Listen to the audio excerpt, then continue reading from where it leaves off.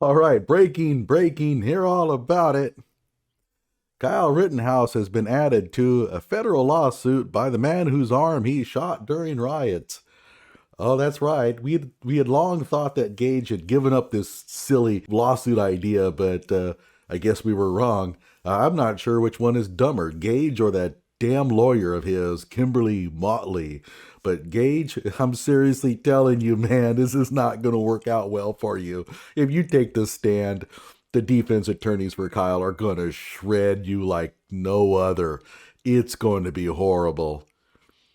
But at any rate, this is an article by Kevin Mathewson of the Kenosha County Eye, by far the best source of information regarding what's going on with the Kyle Rittenhouse shootings, and I highly recommend everybody subscribe to his YouTube channel and his Twitter account, and I'll put those in the description below. I'm going to read this, and then I'm going to read an excerpt from Kimberly Motley's lawsuit against Kyle Rittenhouse that will have you astounded. You're going to love it. Hello out there. I am trying to get through. With his powerful brainwaves cradled in the warmth of reasoning, it's time for Johnny Walker Dredd to straighten you out on a thing or two. Emanating all the way from exciting Las Vegas, Oklahoma, it's the Johnny Walker Dredd Show. All right. There they are. Two biggest dinglings in Wisconsin right there. Actually, I think she's out of like South Carolina or North Carolina or something like that. Wow. All right, let's go ahead and read this. Kyle Rittenhouse was acquitted by a jury of his peers for the August 25th, 2020 self-defense shooting death of two men and the non-fatal shooting of a third man, Gaige Grosskreutz. Like the other two men, Grosskreutz is a career violent criminal. I'm not sure I would call him a career criminal, but he's been in a lot of trouble. About a week before Rittenhouse's criminal trial, Grosskreutz filed a federal lawsuit in the Eastern District of Wisconsin against the city of Kenosha, Kenosha County, former Sheriff Beth, former police officers, the Cheyenne Nation, the Choctaw Nation, and the United Nations. I mean, they're suing everybody. At any rate, let's go on. Notably missing. Oh, and they have John and Jane Doe police officers, 1 through 100. So they have a whole bunch of police officers. Does the term qualified immunity mean anything to these lawyers? You're not going to sue those police officers for anything that they carried out during the conduct of their duties. Give me a break. Notably missing from the list of defendants was Rittenhouse himself. The lawsuit was filed by far-left activist attorney Kimberly Motley. Motley herself is currently defending against a federal lawsuit that alleges she committed conspiracy, tortious interference with parental rights, assault, fraud, intentional infliction of emotional distress, and false imprisonment. Yeah, that sounds like something Kimberly would do. This suit is brought by an Afghan couple that accused Motley of helping a U.S. Marine abduct their infant relative. Okay, there's a link to it. And by the way, I was reading that. It's kind of fascinating. But again, I'm going to make you go to the Kenosha County Eye to click on the link in this article. Motley was present at Rittenhouse's trial the day her client, Grosskreutz, admitted that Rittenhouse didn't shoot him until Grosskreutz pointed his handgun at Rittenhouse. Gee, I wonder if that's going to come up in the civil trial. I think it will. This likely made any civil suit from the career criminal nearly impossible. Most thought that was what happened. Most of us thought Grosskreutz and his lawyer abandoned the idea of a lawsuit.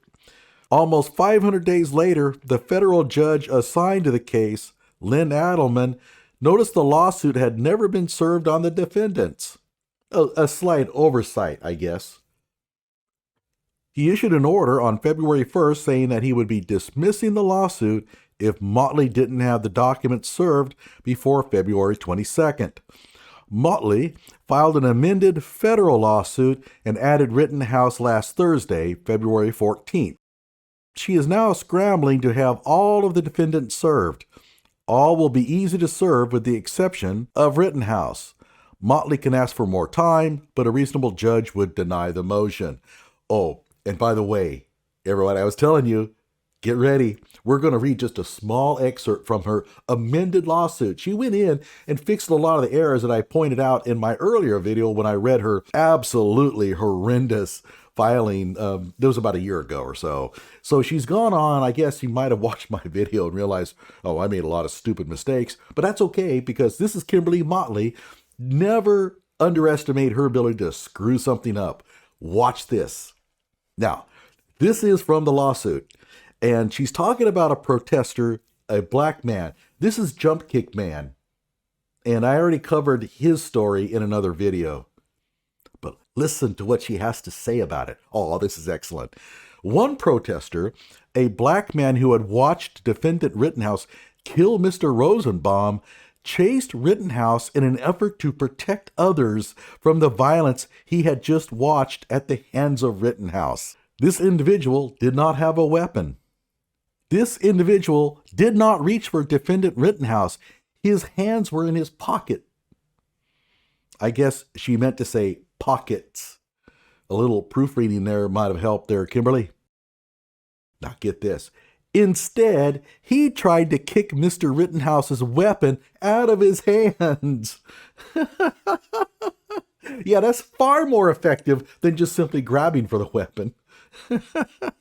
Yeah, we all saw it. He tried to stomp on Kyle Rittenhouse's head, and she's saying that he was trying to kick the weapon out of Kyle's hands, huh? Oh boy.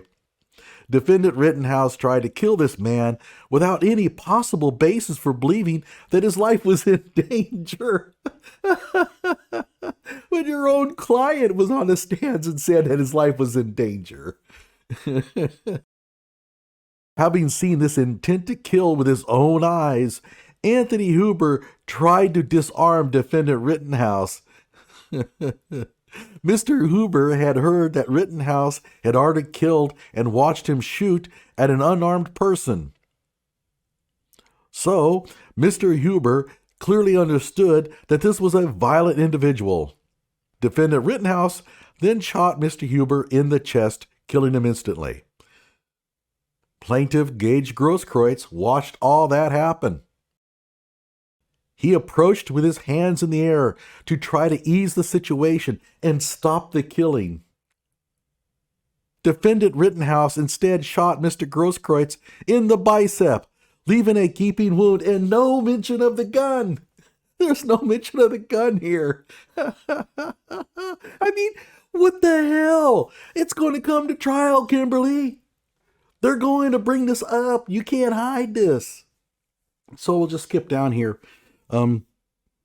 Each of the paragraphs of this complaint is incorporated as is fully stated herein.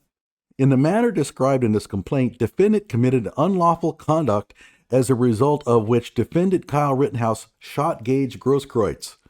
In pointing his gun at Mr. Grosskreutz and ultimately shooting him, defendant Rittenhouse placed Mr. Grosskreutz in reasonable apprehension of imminent or harmful contact. I think Gaige did the same thing to Kyle, didn't he?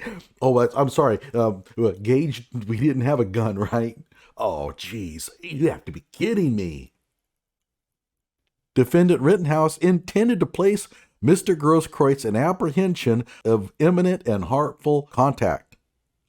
Defendant Rittenhouse shot Mr. Grosskreutz, causing harmful contact. Defendant Rittenhouse intended to shoot Mr. Grosskreutz, and so on and so on, and no mention of the fact that Gaige Grosskreutz was armed. Kimberly, this is bad. If you could be sanctioned for something like this. So let's go back to the article. According to the lawsuit that reads more like political hyperbole, Kyle Rittenhouse crossed into Wisconsin from Illinois, carrying an assault rifle on the streets of Kenosha in open violation of the law. Oh, geez. Did she not attend the trial?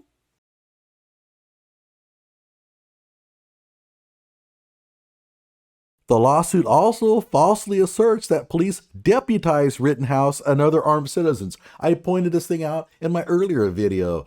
No such thing happened. I mean, really? Deputizing? The lawsuit claims that Rittenhouse brought with him to Kenosha a band of white nationalist vigilantes. That didn't happen. Motley also claims that Rittenhouse fired his assault rifle indiscriminately multiple times at citizens on the street. I remember that one from the earlier reading too. Like, really? It seems that Motley is hoping that no one watched Rittenhouse's trial. This allegation is obviously false. Motley also wrote that Grosskreutz tried to end defendant Rittenhouse's homicidal rampage. Finally, she alleged that myself, Rittenhouse, and at least 9 law enforcement agencies conspired to deprive Grosskreutz of his constitutional rights. And he has Gaige Grosskreutz's rather lengthy arrest record. Keep in mind, most of the stuff isn't that serious. So I think calling him a career criminal is maybe a bit much, but hey, whatever. During the riots, Grosskreutz was photographed many times holding a pistol. A little more than a month after the shooting, Grosskreutz told TMJ4 reporter Stephanie Haynes that he had a valid concealed carry permit. He testified during the Rittenhouse trial that he did not have a valid CCW license. After KCE contacted TMJ4, they issued the following correction. KCE believes the concealed carry license was revoked, not expired. Here is a copy of Grosskreutz's license that he posted online. The license didn't expire until 10/10/10/23. And that's the one I saw. Because I remember going back and forth with Gaige about this, oh man, a couple of years ago. The Wisconsin DOJ likely revoked his license, meaning he lied under oath, and T. Claire Binger knew it or should have known it. Oh, this is going to get good.